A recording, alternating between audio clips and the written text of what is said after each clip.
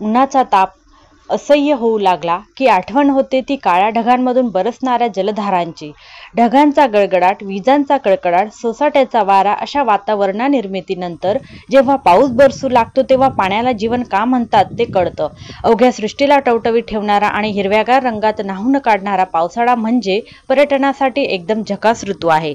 पावसाळे जळगाव जिल्ह्यातील सातपुडा पर्वताच्या पायथ्याशी वसलेल्या चौपडा तालुक्यातील चौगाव गावापासून पुढे त्रिवेणी संगम आहे. तेथून पुढे दुर्गम जंगलात हा त्रिवेणी धबधबा पर्यटकांसाठी एक सुंदर ठिकाण आहे. हिरवीगार निसर्गरम्य वातावरण आणि धबधब्याचा वर्षाव पर्यटकांना आकर्षित करतो आणि म्हणूनच की काय पावसाळी पर्यटनात अर्थातच येथील धबधब्यांना विशेष महत्त्व आहे. चला तर या धबधब्याबद्दल माहिती घेऊया.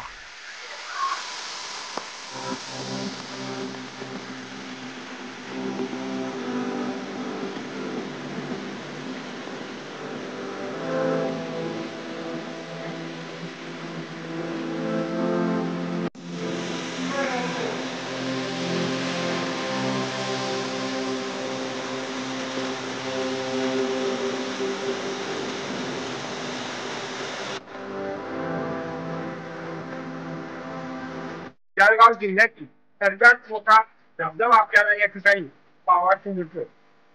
या ठिकाणी येताना खूप जंगलातून यावं लागतं. काही अंतरावर त्रिवेणी मंदिरापर्यंत किंवा जिल्ह्याच्या पायथ्यापर्यंत मोटरसायकलने येतात, पण तिथून मात्र तिचा प्रवास हा पायीच करावा लागतो.